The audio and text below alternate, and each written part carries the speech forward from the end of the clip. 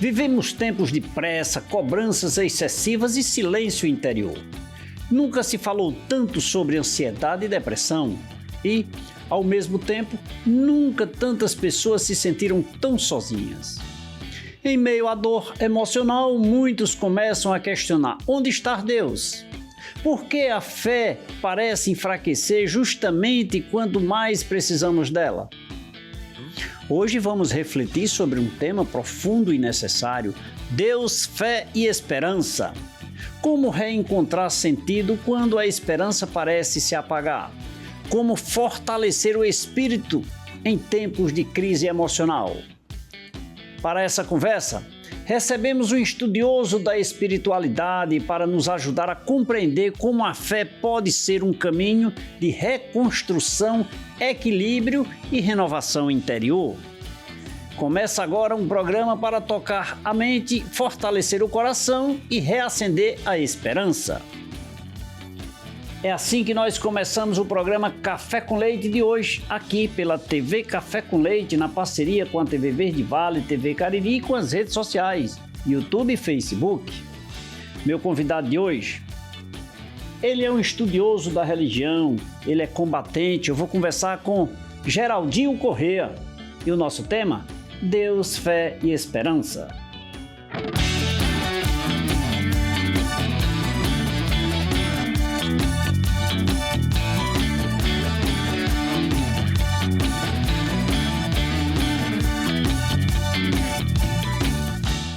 Geraldinho, primeiro, muito obrigado aí por você voltar aqui aos estúdios do Café com Leite, para tomar esse cafezinho aí que eu preparo com muito carinho, a minha produção fica ansiosa, então é uma alegria recebê-lo aqui. Seja bem-vindo mais uma vez aqui no Café com Leite. Café já é muito bom. E com leite melhor ainda, meu irmão. É um prazer estar aqui com você mais uma vez.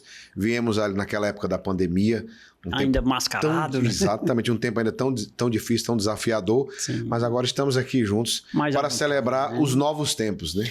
Uma das coisas que me chama a atenção nos dias atuais, Geraldinho, é isso olhar no olho, esse aperto de mão, o abraço.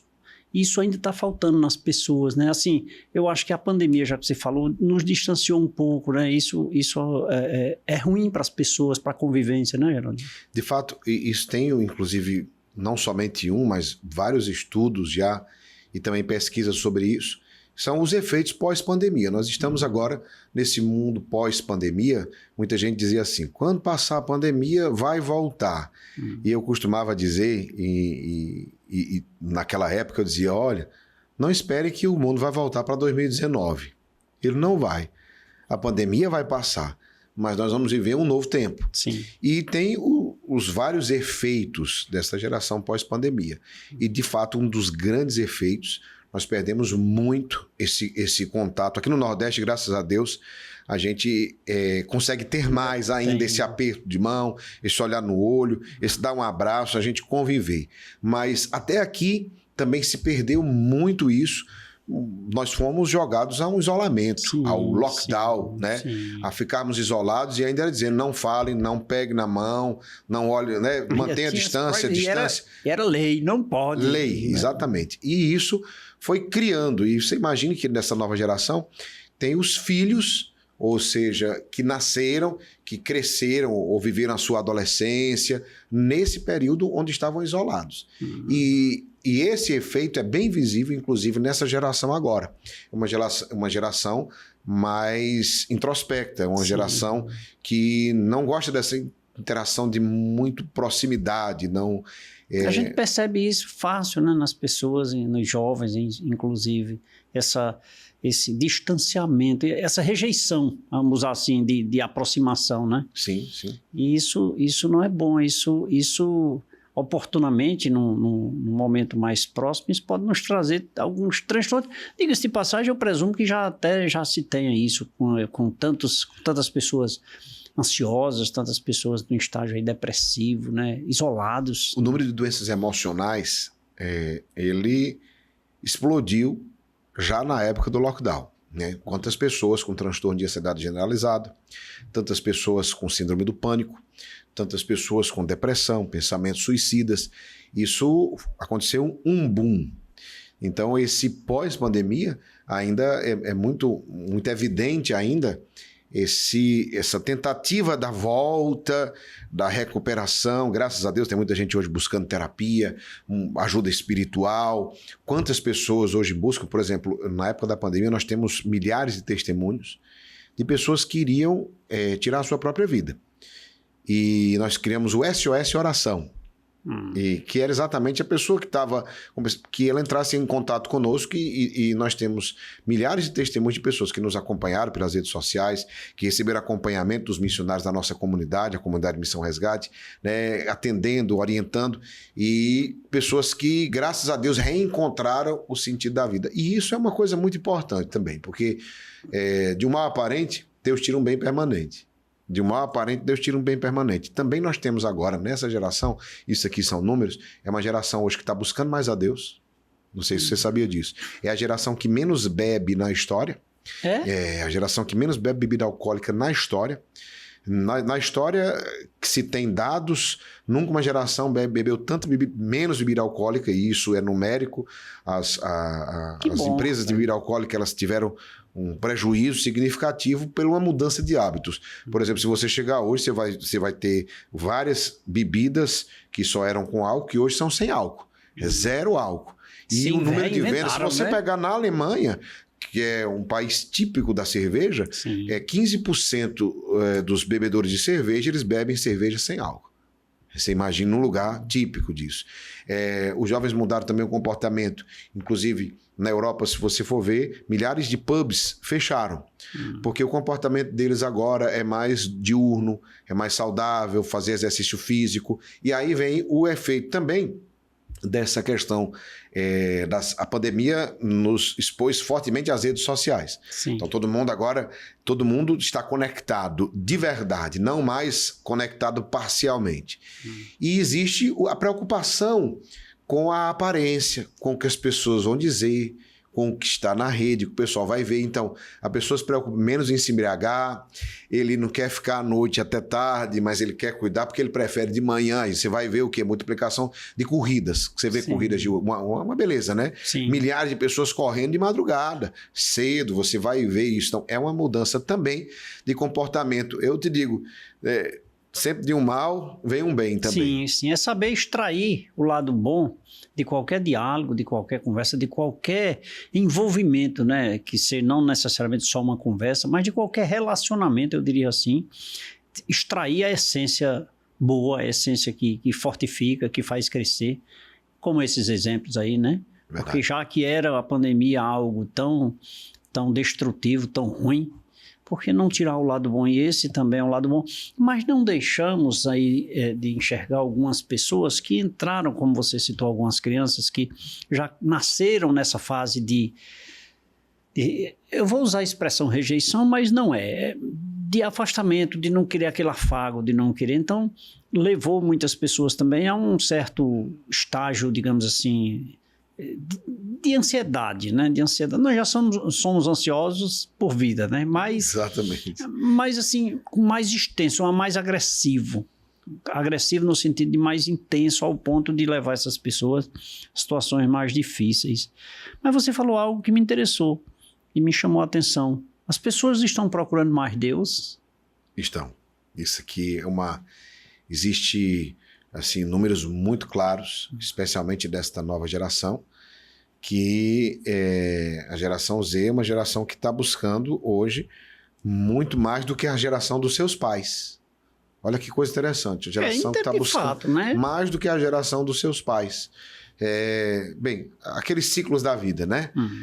Os ciclos da vida. Você vai, se distancia, depois vem outra geração que se aproxima, aquela... Né? O caminho da vida não é linear. Eu costumo dizer isso para as pessoas. Inclusive, isso é uma coisa, para você que está nos acompanhando, é uma coisa muito interessante na vida, porque às vezes a gente faz um projeto perfeito, linear. Os nossos projetos nessa Leite são perfeitos. Eu vou montar um negócio, meus amigos vão comprar, minha família vai vir comprar, esse negócio vai ser um sucesso, eu vou ficar muito bem, vou ter isso, vai dar certo. Aí quando você faz as coisas não são do jeito. Os amigos não vieram compraram até no concorrente, mas não compraram em você, né? Aqueles parentes foram lá no outro lado da cidade comprar, mas não compraram na sua loja, aí você fica frustrado. Mas é porque a vida, de fato, não é esse planozinho perfeito. Ela é feita de subidas, é como uma espiral, não como uma linha.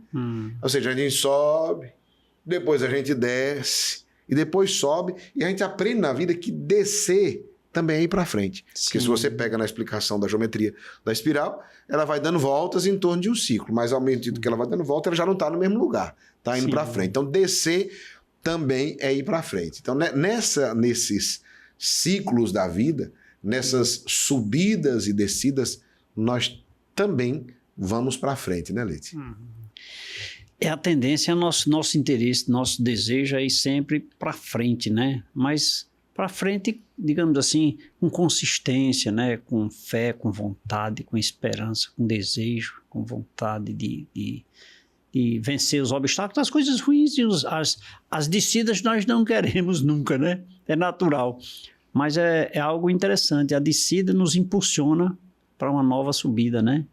É onde a gente pega impulso. E é isso que nos... É interessante que tem dois movimentos interessantes, né? A subida, ela é muito interessante porque ela nos dá consolação. Como assim? Aquilo que é gostoso, aquilo que é bom. É igual na fé.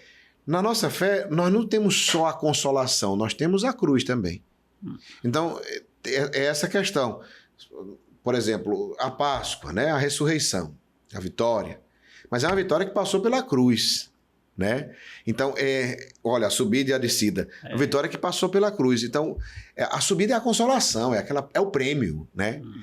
E aquilo nos consola, também nos motiva. Sim. Agora, a descida é muito desafiadora. E eu diria que é a parte mais importante. Porque na descida, nós somos provados. Vem o desânimo.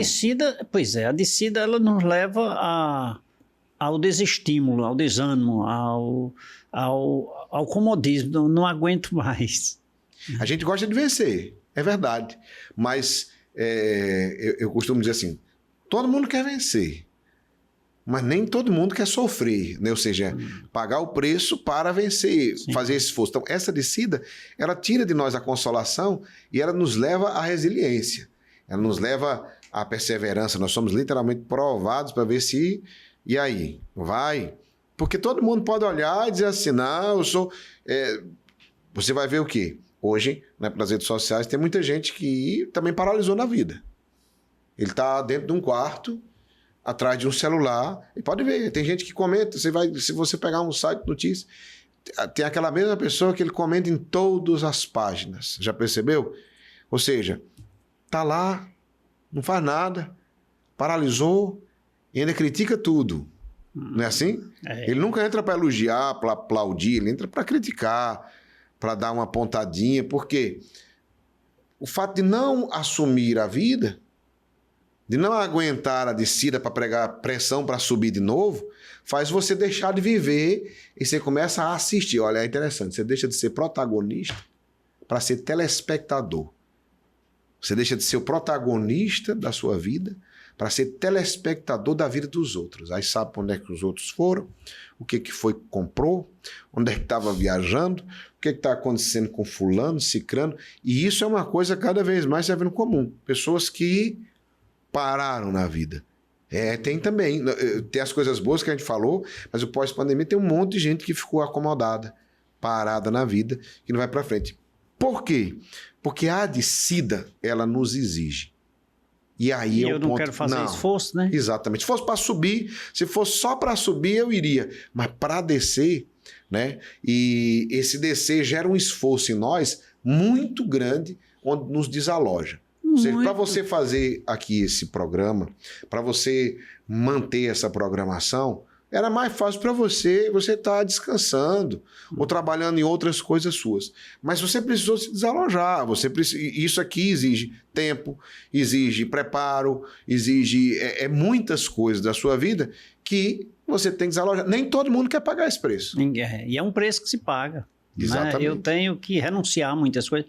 Um relacionamento até, né, tem que haver renúncia, senão não vinga. Exatamente. Né? Imagine negócios, imagine trabalho, né?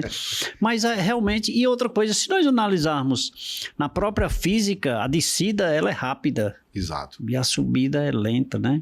E essa lentidão requer esforço. Eu não consigo subir uma parede se eu não fizer por onde, né, chegar lá.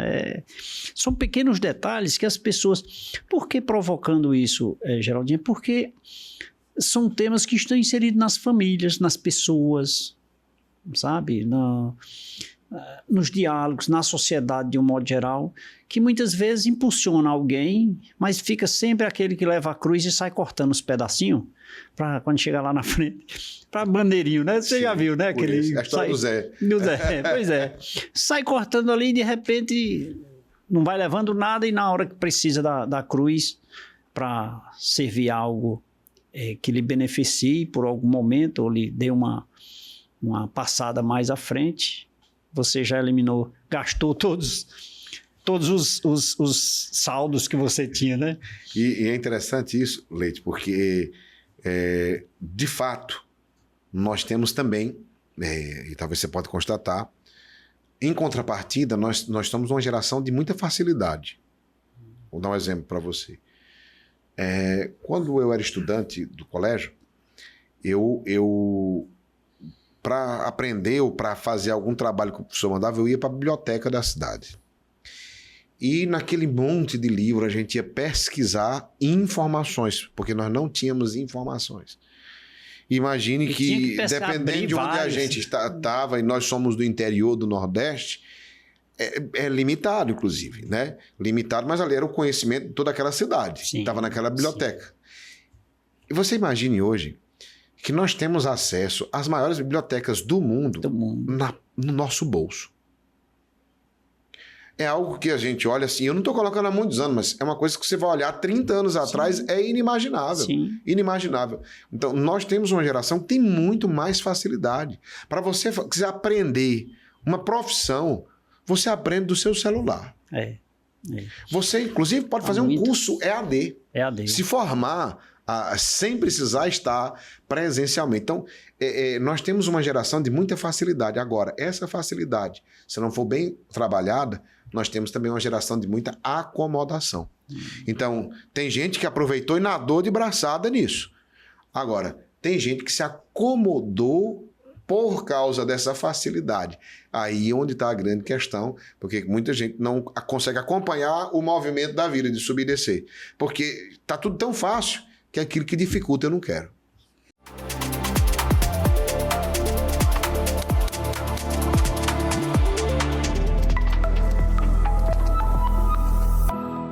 Meu amigo Geraldinho, vamos beber água São Geraldo? Vamos Por favor.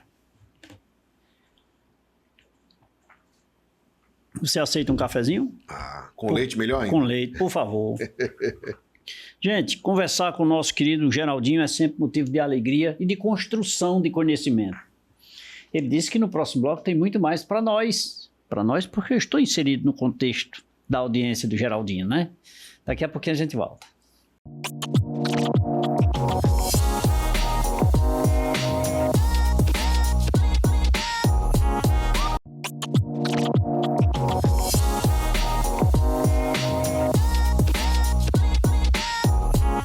De volta nesse segundo bloco do programa Café com Leite, aqui pela TV Verde Vale, na parceria com a TV Café com Leite, TV Cariri e também pelas redes sociais. Você acompanha essa e todas as nossas edições lá no site tvcafécomleite.com.br. Meu convidado de hoje, ele é youtuber também, ele é combatente. Eu gosto de Geraldinho como combatente, eu sou combatente, né? Somos. E fico muito feliz em tê-lo aqui para bater esse papo aqui. Vou até deixar uma intimação para ele vir mais vezes aqui para a gente conversar, que é sempre bom, é sempre muito construtivo conversar com pessoas como Geraldinho Corrêa, e eu tenho a honra de tê-lo aqui em nosso programa. Geraldinho, conversávamos aqui no intervalo e algo me chamou a atenção. Os desafios da vida da gente são constantes, as subidas. As descidas não é tão desafiador, né? Até porque às vezes a gente tem medo de cair, né? Mas o desafio maior sempre é a ascensão. eu preciso de quê para eu conseguir atingir o ápice? Na reconstrução, né? Porque tem a construção e tem a reconstrução, né? Que é se refazer. Eu gosto muito de uma frase que diz assim: a vitória está reservada àqueles que perseveram. Essa é uma grande verdade. O perseverante sempre vai vencer o talentoso. Se não for perseverante, obviamente. Porque às vezes a pessoa, e talvez você recorde várias pessoas, fulano tem um talentoso, tão cheio de dons, mas não vingou. Tinha tudo para dar certo e não deu. Mas não é perseverante. Porque não é perseverante. Então, a base a vitória está reservada àqueles que perseveram. Porque nem todo dia é bom. Tem os dias maus. A palavra até fala, a palavra de Deus fala isso. Então, nos dias maus, aí é onde filtra. Aí é onde a gente separa os que vão perseverar e vão vencer daqueles que vão desistir. Porque começar qualquer coisa, qualquer um começa. Um projeto, uma TV, um canal no YouTube. Agora, perseverar é o que vai fazer a diferença. Perseverar quando não dá certo. Perseverar quando não tem os resultados que você imagina. Porque todo mundo vê. É o seguinte, todo mundo vê alguém vencendo e as pessoas veem o quê? O palco. Você vê o dia da colheita. Olha quantas sacas. Você vê a colheita. Aí você vê a colheita da pessoa, mas não viu como é que foi a semeadura. E às vezes você até começa a imitar. Eu digo para as pessoas, você pode sim se inspirar nas pessoas. Inclusive muitas pessoas vêm me procurar para se inspirar, para começar um canal no YouTube, um trabalho nesse sentido. Quantas pessoas que a gente orientou nesse tempo? Agora eu digo, olha, o segredo é você não olhar o resultado aqui, porque isso aqui é a colheita de uma semeadura que veio antes. Sim. É mais fácil você ver os bastidores do que o palco. Sim. Veja os bastidores. O segredo está nos bastidores. O segredo está na semeadura e não na colheita. A colheita que você está vendo hoje é um resultado. Então, é até mais interessante que as pessoas que querem se inspirem no trabalho árduo, né? No trabalho árduo. Não é só orar, é orar e agir. Usa essas pulseirinhas aqui, está escrito. Orar e agir. Oração de verdade é quando, né? Só oração não dá vai. Resultado. Tem que ser oração completa, né? Orar mais agir. E é isso que faz toda a diferença. Então, a perseverança. E a perseverança, por que a perseverança é mais difícil? Porque exige aquilo que a gente conversava no outro bloco. Para você estar aqui, você precisou renunciar a outras coisas. Sim. Para você perseverar, porque hoje aqui já são... Não sei quantos 1000 programas que você já fez. 1.800 edições. 1.800 edições. Olha que coisa. Já tem aí 1.800 renúncias que você fez. Sim. É isso que eu quero dizer. Por isso você está aqui, porque você perseverou. Né? A perseverança é o que faz... Muita gente começou junto comigo, muita gente começou junto com você, mas muita gente desistiu no meio do caminho. Por isso que eu digo que a vitória está reservada àqueles que perseveram. Então, a perseverança que inclui a renúncia e, vou te dizer, agora aqui é o tempero, né? Aqui é a base. E a construção, humildade. Em Provérbios diz que a humildade precede a honra e o orgulho precede a ruína. Né? Essa humildade... Engraçado que nós sabemos disso e muitas vezes somos orgulhosos, muitas vezes somos insistentes no processo de orgulho. Mas eu costumo dizer que, geralmente... Muitas vezes o que é orgulho para mim não é para você. Né? É como, isso aqui é branco, mas para mim, para você pode ser verde. Né? Então, assim, o orgulho, nós sabemos que ele não é construtivo, nós sabemos que ele não é benéfico, que ele não traz acesso, que ele não traz liberdade, que ele não traz o amor, que ele não envolve as pessoas. O orgulho só afasta, só destrói, só empurra para mais longe. Entretanto... Tem gente que ainda se sente bem sendo orgulhoso, né? Impressionante. E como você disse, depende de cada um, porque assim, na verdade é de forma como eu julgo, né? Porque, por exemplo, tem gente que confunde humildade com que é uma virtude. A humildade é uma virtude. Sim, sem dúvida. O orgulho é um defeito. Agora, tem gente que confunde humildade com a roupa que você usa. Olha... Fulano, tua roupa toda rasgada, tão humilde. Não, é desleixada. Isso é desleixo. É diferente. Isso é desleixo, não é humildade. O problema é que às vezes nós aprendemos algumas coisas, né? A pessoa fulano que não vai para frente, não sai do canto, o mais humilde da família. Não, ele é o menos próspero da família. Ele não é o mais humilde. A gente não pode, às vezes, até o que tem que construiu mais coisas, no final das contas, é muito mais humilde do que aquele outro. Porque humildade não é isso. Humildade não é você não ter recurso. Humildade não é você andar rasgado, sujo, etc. Isso aí é desleixo, né? Desleixo. Então, a humildade é uma forma de você conduzir a sua vida. Você me deu vontade de rir agora, porque é desleixo. E realmente é, né? Andar sujo é desleixo. Exatamente. Olha, fulano tem tantas condições. Olha aí, eu fui para a igreja toda com sapato velho, rasgado, a camisa. Bem, ela tem condições de comprar uma roupa, não fez, é porque ela tem mau gosto, é desleixada consigo. Eu não posso colocar isso como uma virtude. Até para dizer assim, se cuide, né? Se cuide, cuide mais, né? Seja mais zelosa com você, com a sua aparência, porque né? sendo Somos com imagem e você, semelhança de Deus, vamos passar uma imagem bonita, né? Exato. E se é isso com você, assim serás com os outros, né? Exatamente. E eu estou respeitando também as pessoas que eu me aproximo. Agora eu lembrei também, você falando isso é interessante também, porque também tem outra questão que é gosto. Tem uma jovem, uma vez, dentro da nossa comunidade mesmo, assim, olha como fulano é orgulhosa, olha as roupas delas, porque ela gosta. Eu disse, isso não é orgulho, isso é gosto. Então, você não pode colocar algumas coisas que a gente entendeu como orgulho, eu disse, é o gosto da pessoa.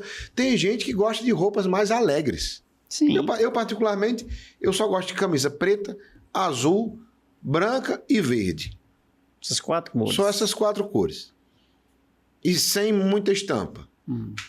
O que é isso? Isso é humildade? Não, isso é gosto. É gosto. E né? também não é orgulho. Você entendeu ou não? Entendi. E também não é orgulho. Uma vez a pessoa olhou para mim e disse, você é tão humilde. Eu disse, não, eu sou humilde por outra coisa, né? Por causa da roupa, não. A roupa não vai dizer que você é humilde ou que você é orgulhoso. Nós aprendemos isso, nós aprendemos assim, né? Nós nos construímos assim. E como você disse, ver uma pessoa mais simples ali no canto e a gente entender aquela pessoa como uma pessoa humilde. Por exemplo, quando eu não perdoo, isso é orgulho. E pensa numa coisa que atrapalha a vida de qualquer um, você não perdoar. Porque na vida nós vamos ser feridos. Isso faz parte de viver. Você falava daquele negócio de não se aproximar dessa geração, uma geração até que tem medo de se ferir. Mas faz parte da convivência humana ferir. Por exemplo, se você casar, ninguém vai ferir mais você do que sua esposa, do que seu marido. Agora, também ninguém vai curar tanto você como ele, como ela. Tanto se fere como se cura. Por quê? Porque convive. Você vai perceber o que filho bom é o dos outros, casa boa dos outros. Porque não é seu, não convive com você. Todo mundo que é de fora é bom demais, não vive com você, não conhece o seu dia a dia. As pessoas... Achei legal, quer dizer, num relacionamento, quem mais vai te ferir é a esposa ou o esposo. Isso. Né? E quem vai mais te curar é a esposa ou o esposo. Né? Exatamente. E isso é a convivência. Isso aí é a parte da convivência. Aí onde é que entra o orgulho? Quando eu não perdoo. Não tem como eu amar, não tem como eu ver um relacionamento de amor, seja de amizade, seja até profissionalmente, e principalmente quando se fala num casamento, sem perdão. E tem gente que tem dificuldade. Inclusive, eu vejo hoje muita gente com dificuldade até de perdoar os seus pais. Até porque tem gente que acha que o pai deveria dar isso e cada um dá o que tem. A verdade é essa. O orgulho nosso quando a gente quer que o outro dê o que a gente não pode dar. Por exemplo, tem gente que cobra do seu pai, porque era para ter dado mais amor, mas foi o que ele recebeu. Sim. Ele nem sabe dar esse carinho que você hoje quer. Você que hoje tem essa consciência, dê para os seus filhos. Sim, né? sim. Mas não... E agradeço não cobra, que recebeu exatamente. do seu pai. Olha, ele deu o que ele poderia dar. Perdoe. Vai errar, você também vai errar, todos nós erramos. Seus Jesus filhos vão dizer que você... Exato, Jesus mesmo disse que quem não tiver pecado que atire a primeira pedra. E aí vem esse ponto.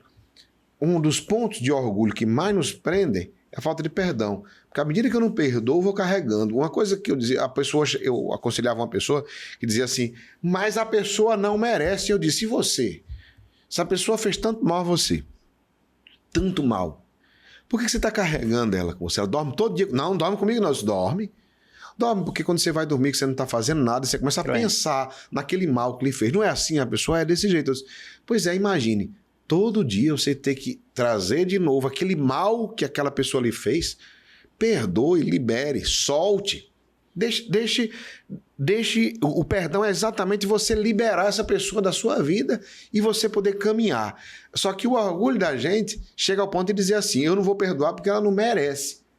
Mas não é um favor que você está fazendo para a pessoa, é para você mesmo. Para você. Mas o orgulho faz a gente sofrer. Ninguém sofre mais com o orgulho da gente que a gente mesmo. Mas eu acho, assim, no meu ponto de vista, Geraldinho, perdão é muito difícil exatamente pela falta de interpretação. Eu não vou te perdoar, entretanto, porque eu estou te culpando de algo. Entretanto, a culpa é minha e a mágoa, você acabou de dizer, está em mim. Eu que vou conviver com você de dia, de noite, a cada momento, cada ato do meu trabalho, tudo, enfim. Todas as minhas ações, Geraldinho vai estar ali. Então, portanto, quem vai sofrer sou eu. Sei lá, nem se Geraldinho está bem ou se não está, e eu aqui sofrendo, né? Às vezes o outro vai nem lembrar de você, né? Não está nem lembrando nem mais. Lembrando, porque normalmente quem causa o mal esquece, né? E quem recebe o mal, então, na verdade, o perdão é algo que precisa ser liberado sempre em nossas vidas. Por quê? Porque o conviver vai nos ferir. E imagine que a gente convive com o conviver faz a gente conviver com todo tipo de pessoa. E tem gente que de fato é tóxica. Sim. Tem gente que de fato é invejosa, né? E tem gente que vai ter inveja de você. Eu lembro de uma pessoa que tinha raiva de mim. Eu disse, por que você tem raiva de mim? E no final das contas, porque eu queria ser o que você é. Inveja. Né? Entendeu? Não, a pessoa queria estar na função, no lugar que eu estava. Então a raiva dessa pessoa era, ou seja, a inveja da posição. E às vezes não é nem a posição que você está. Às vezes é do seu sorriso, do seu trato. Às vezes você tem um trato educado com todo mundo, Leite. E às vezes a pessoa tem raiva de você, mas você disse, o que foi que eu fiz com ela? Talvez você mesmo se questione, foi o que eu fiz com ela? Na verdade, você não fez nada, você simplesmente é quem você é. E tem esse trato, atrai as pessoas fazem questão de vir, estar aqui com você, e alguém olha e diz assim, por que ninguém vem ficar comigo? Né? Mas vai todo mundo lá pro Leite. Aí vem a inveja. E aí vem duas coisas, né? É bem simples. Normalmente o invejoso é alguém que não está cuidando bem da sua vida. Isso aqui é uma coisa bem simples. Lembra aquilo que eu disse hoje? É aquela pessoa que está assistindo a vida de todo mundo, inclusive a sua, porque todo invejoso é teu fã. Todo invejoso, o cara que tem inveja do Leite, ele é teu fã. Ele sabe tudo, para onde você vai, o que é que você fez, qual foi o programa, o que foi que você disse. Ele acompanha tudo. E ele tinha vontade de ser igual a você. Só que no público ele não jamais revela. Ele faz questão de desmerecer. Ele faz questão de dizer, não, mas não é isso. Mas não é desse jeito. Ele faz questão de falar mal de você. Ele mente para ele mesmo. Né? Exatamente. Mas ele é teu fã. É um fã no privado. Um fã no PV. Que bom. Eu acho que esses temas individualizados como orgulho, como perdão, como, enfim, desejos, vontades, tudo isso cada tema desse daria um programa, viu? É verdade. Gente, eu estou conversando aqui com o nosso querido Geraldinho Corrêa, ele preside a Missão Resgate, né? A comunidade, você preside, é isso? A Missão Resgate, né? Sou fundador da comunidade Missão Resgate. É o fundador da comunidade Missão Resgate e é um combatente árduo em defesa da palavra, meu amigo Geraldinho Corrêa. Eu tenho a honra de tê-lo aqui no programa Café com Leite.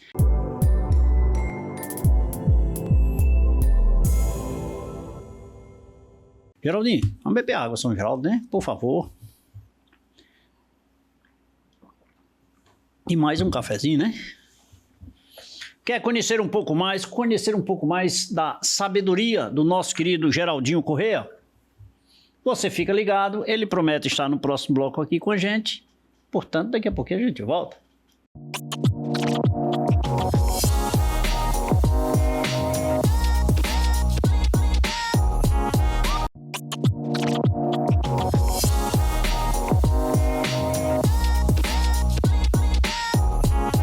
De volta nesse terceiro bloco do programa Café com Leite, hoje aprendendo aqui sobre Deus, fé e esperança, né?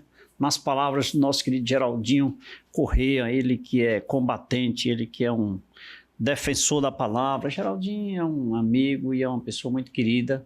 Eu tenho um carinho, respeito e a honra de tê-lo aqui. Meu amigo Geraldinho, nós falávamos no bloco anterior como eu disse, que cada palavra dessa, que envolve um sentimento, que não deixa de ser emocional, caberia um programa, né?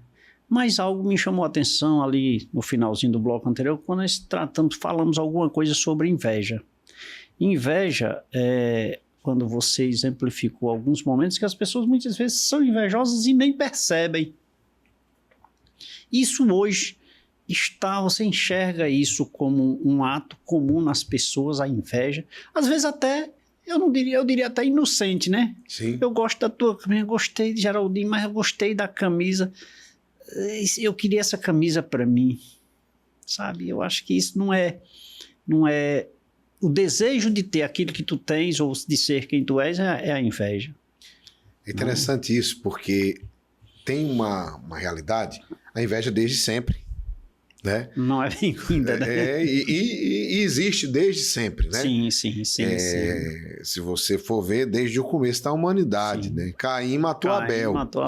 Então, é uma realidade assim muito forte.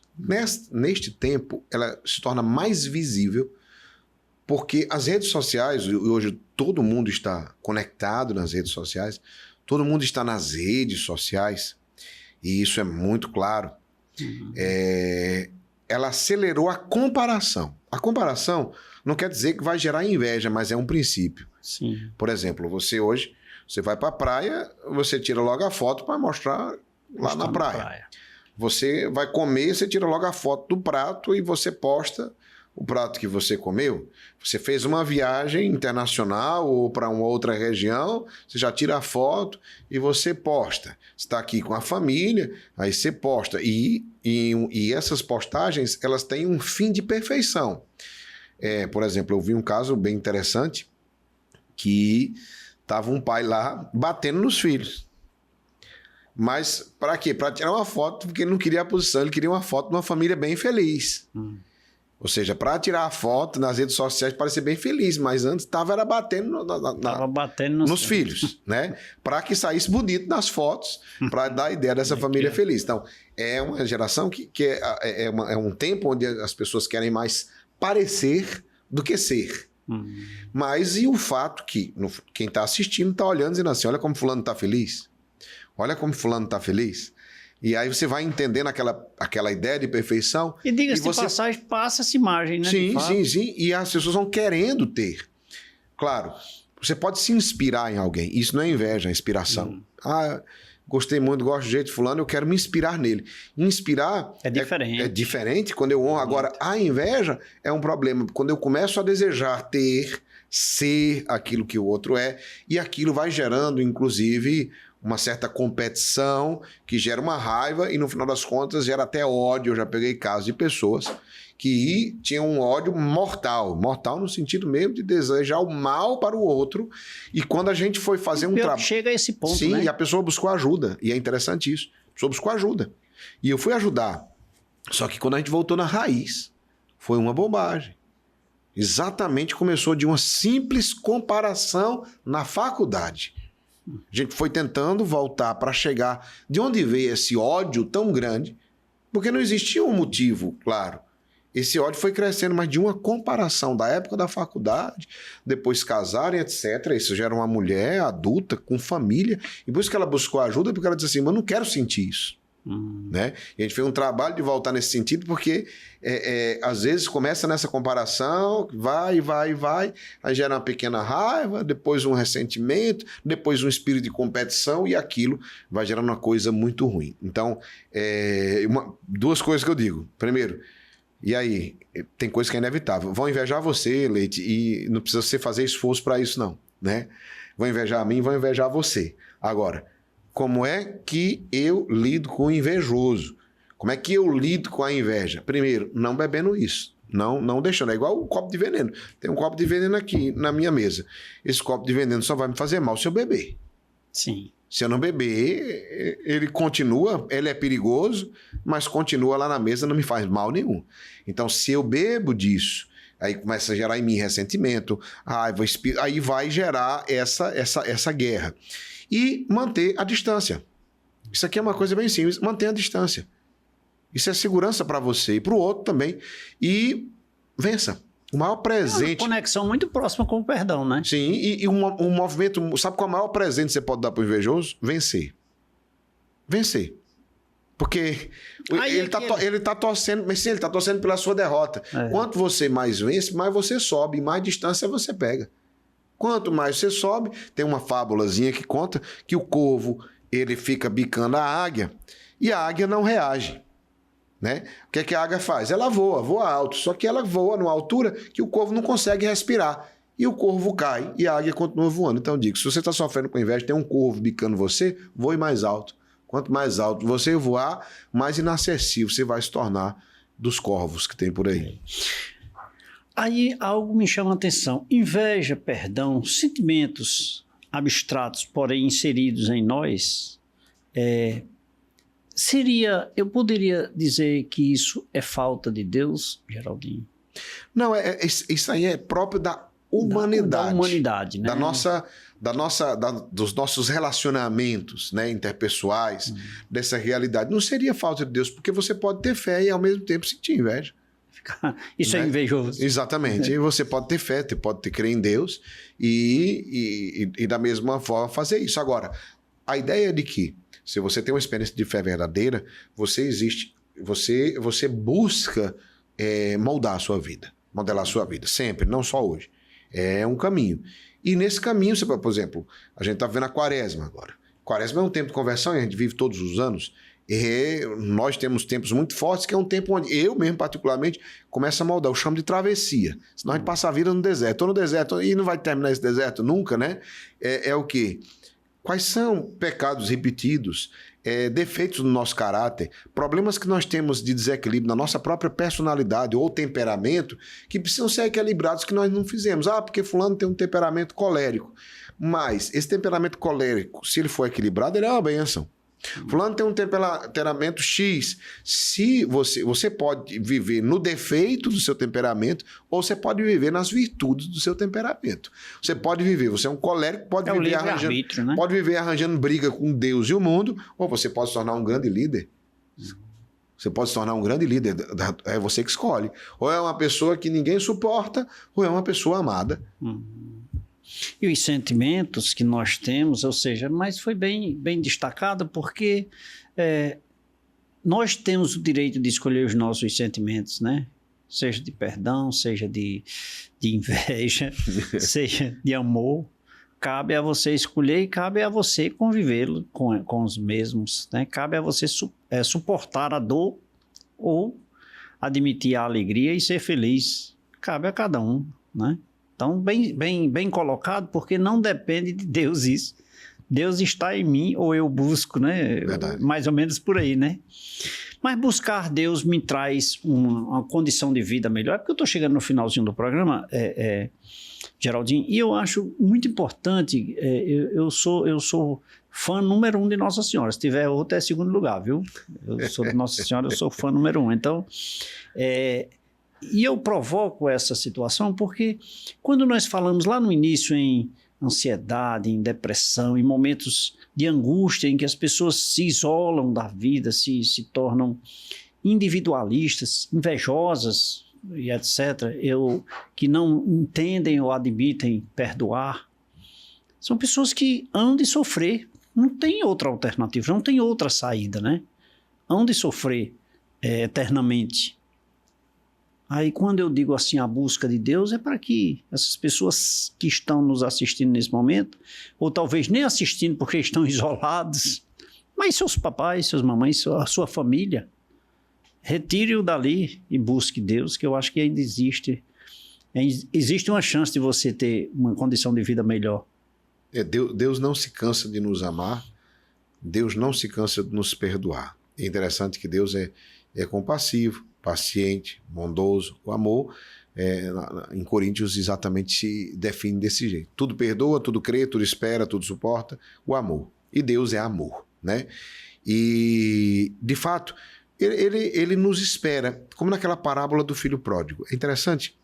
O filho pródigo, ele pegou a herança dele, que ele não tinha direito.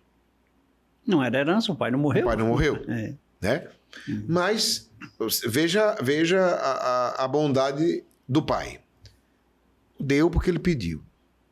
E ele fez questão de se distanciar do pai. Perceba esse movimento, porque nós temos muito disso. E muitas vezes, por exemplo, hoje eu percebo muita gente que, vamos supor, quando era criança, buscava Deus, depois de uma fase da sua vida, na juventude, se distanciou de Deus, e hoje, numa fase adulta, busca Deus de novo. Olha, interessante, né? Estava com Deus, se distanciou, voltou. Filho pródigo. Ele estava com o pai, né? Sempre com o pai, pegou a herança e se distanciou do pai. Depois ele foi lá, dizendo assim, deixa comigo que eu sei ser feliz. Nós fazemos muito isso. Deus, eu não preciso mais de... Deixa que eu sei como é que eu sou feliz de verdade. E Deus respeita. Assim como o pai do filho pródigo respeitou. Por isso que Jesus conta essa parábola.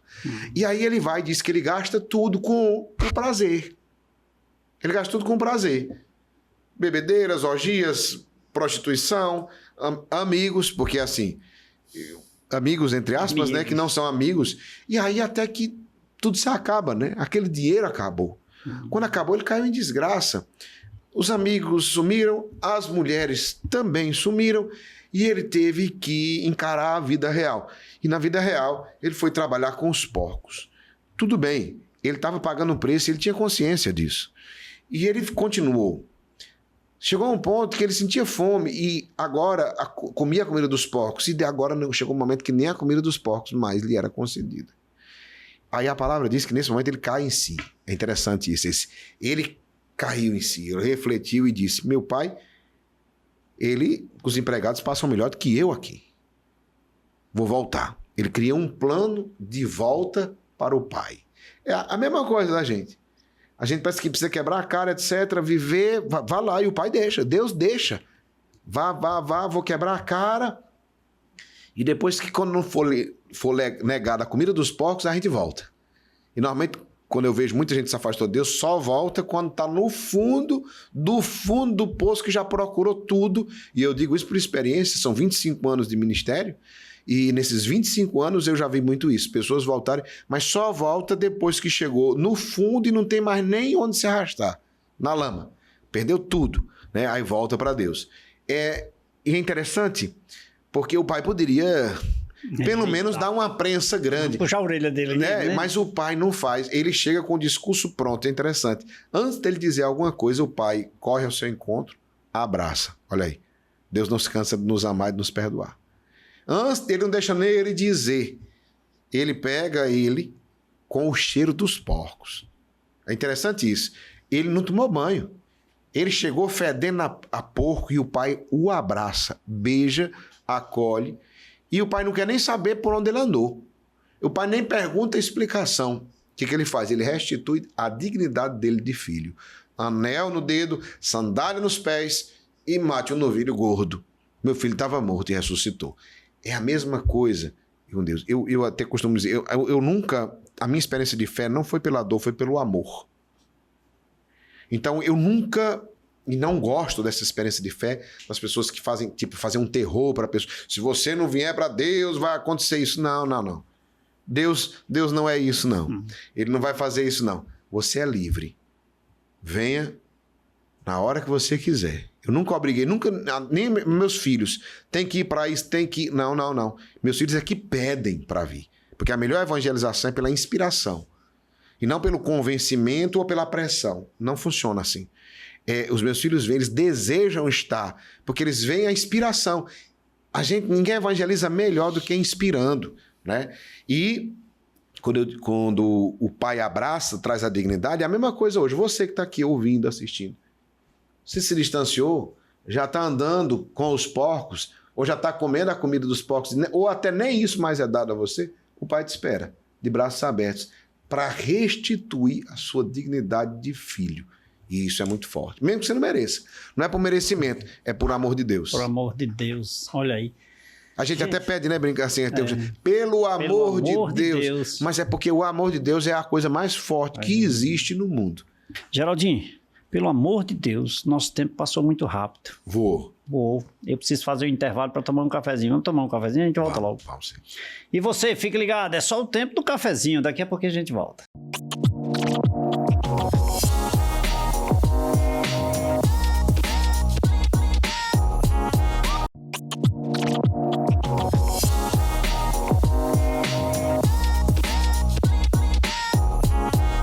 Falei que era rapidinho, já me deliciei de um cafezinho, de uma água mineral São Geraldo, na companhia do meu amigo Geraldinho. Geraldinho, isso é como eu te disse, pelo amor de Deus, o tempo urgiu e acabou e eu preciso te agradecer por esse momento e dizer que você será sempre muito bem-vindo e com certeza o cafezinho vai estar sempre preparado para lhe oferecer. Muito obrigado. Meu irmão, o tempo voou. Eu que agradeço a você, Leite, pelo convite, pela alegria da gente estar aqui nessa conversa boa, né? O café já é bom e com leite é muito melhor ainda, né? Torna a conversa mais agradável. Então, é um prazer também estar aqui com você, com toda a sua audiência aí. Nós vamos ter lá no Parque de Exposição do Crato, no dia 21 de março, o Encontro Nacional dos Combatentes. Tem combatentes vindo do Brasil inteiro, são 170 caravanas. Tem gente vindo de todos os estados do Brasil, aqueles que nos acompanham pelas redes sociais, para um encontro presencial, lá onde acontece a Expo Crato. Que maravilha, que bom. Deus abençoe, sucesso, viu? Tamo junto. Muito obrigado mais uma vez, Geraldinho. E a você que nos acompanhou até agora, muito obrigado pelo carinho da sua companhia, obrigado pela sua audiência e mandar um abraço para seu Valdemar Bezerra no Romeirão, o Elton e sua esposa Vânia no centro, Terezinha na Lagoa Seca, Doutor Emanuel no Hospital Regional, sempre ligado no programa. Emanuel. Agora complicou minha vida aqui. E a comunidade Missão Resgate leva o nosso abraço a todos aqueles que admiram e são fãs, que inclusive quando eu disse que ia conversar com o nosso amigo Geraldinho, eu recebi tantas ligações que você não faz ideia, viu? Maravilha. Mas tá aí, para você, especialmente o programa Café com Leite. E meu amigo Geraldinho Corrêa aqui, batendo aquele papo gostoso com a gente. A você que nos acompanhou até agora, obrigado pelo carinho da sua companhia, obrigado pela sua audiência. Em nome da produção que faz com que nós possamos chegar até você e levar a nossa mensagem, nosso muito obrigado. Que Deus os abençoe. Tchau, tchau, até lá.